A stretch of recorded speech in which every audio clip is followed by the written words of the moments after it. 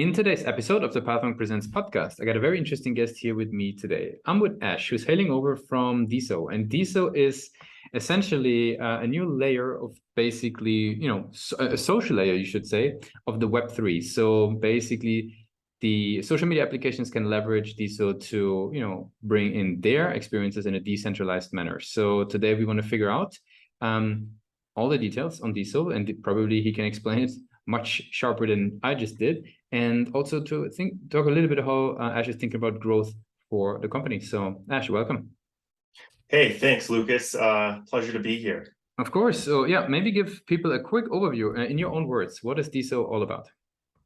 Yeah, so DeSo is a layer one blockchain, kind of like Ethereum is decentralizing financial applications. DeSo is custom built from the ground up to decentralize social media applications. So you have Twitter and Facebook, Instagram, they're owned by centralized entities right now, and they have a corporate structure. And DeSo kind of flips that model on the head. So imagine if there was a layer where you could build the next Twitter, Facebook, Instagram, and it was a led and creator owned, where millions of developers could build on top of. And that's essentially what DeSo is. So our vision is to decentralize social media the same way Bitcoin and Ethereum decentralized finance.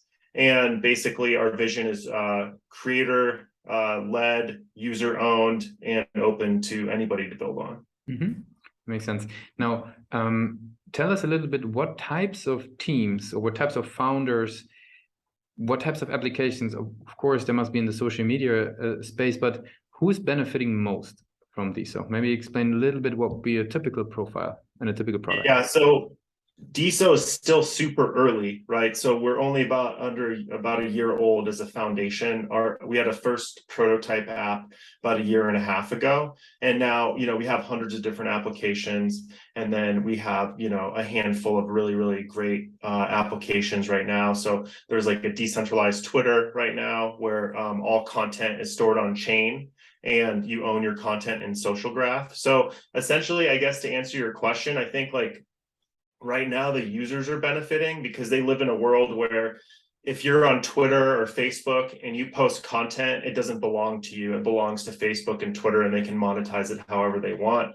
And then, the content creators are stuck in this loop where they have to grind and create content for months until the algorithm blesses them and they can, monetize everything. On DeSo, you can monetize from day one. So Diamond, for example, you can earn, diamonds actually for every post that you make. And there's people earning hundreds of diamonds every day just for posting as well. And you can launch like NFTs. You have a creator coin as well. So it's like, if you're a big Web3 creator, you can move onto the Diamond platform, and, people can buy your creator coin and invest in you. So let's say like they saw Lucas on the platform and they said, hey, I really like his first 5 tweets or his first 5 posts. Mm-hmm. Then they can be like, all right, I'm going to buy, $50 of Lucas coin.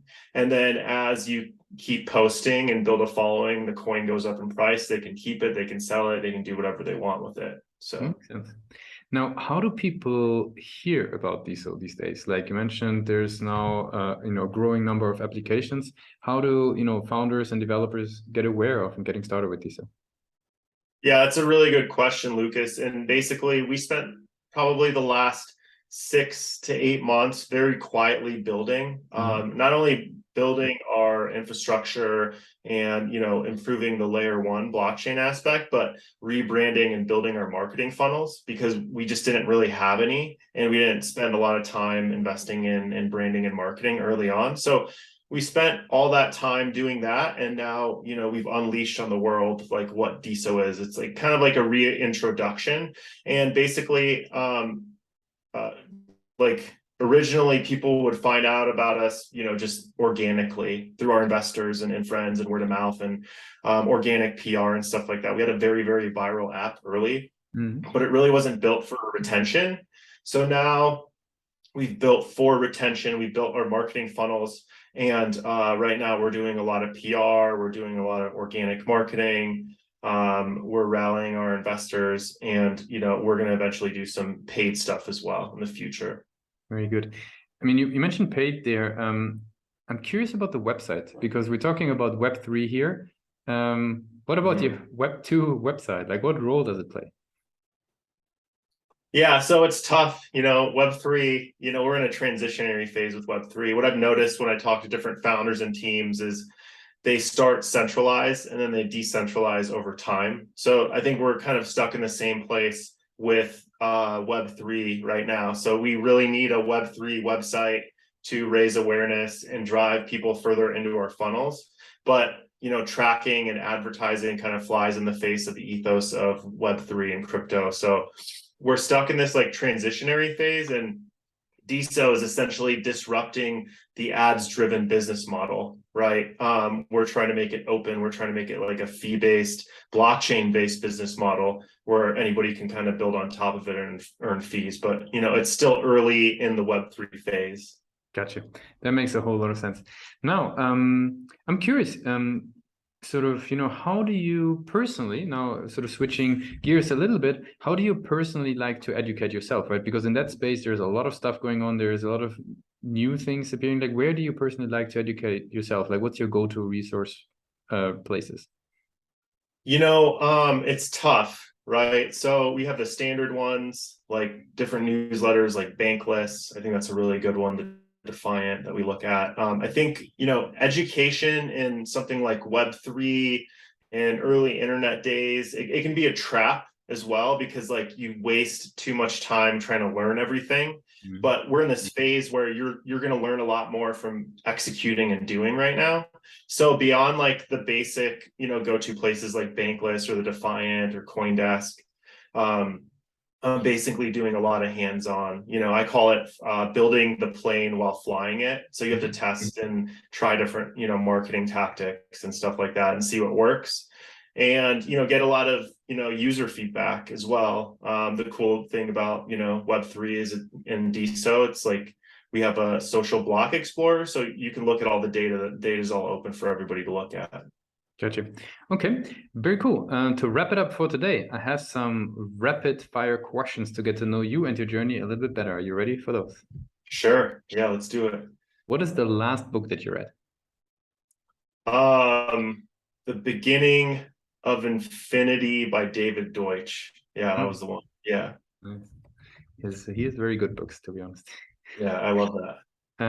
What is one single thing that your company is focused on the most at the moment? Decentralizing social media the same way that Bitcoin and Ethereum decentralize finance. If there would be no boundaries in tech, what's the one thing that you would fix for your role with the company at the moment? What's the magic wand? What's the one thing you would fix? The one thing I would fix as my role, I don't know. I'm pretty happy with my role. I don't know. I think everything's fine. I think we're making good progress. So awesome. Yeah. And if today would be your very first day, right, working on DeSo, what's the one advice you would give yourself? I would say move faster, and keep building. That's it. Take action. Action creates clarity. Very nice one. Very cool. Ash, I really appreciate you took the time with us today to be a guest on Pathwing Presents. I want to give you the very last word. If somebody would be forgetting all that we discussed about DeSo, what's the one thing that they should remember? That we're decentralizing social media for the betterment of the world. Thanks a lot for being a guest on Pathwing Presents. Yeah, thank you.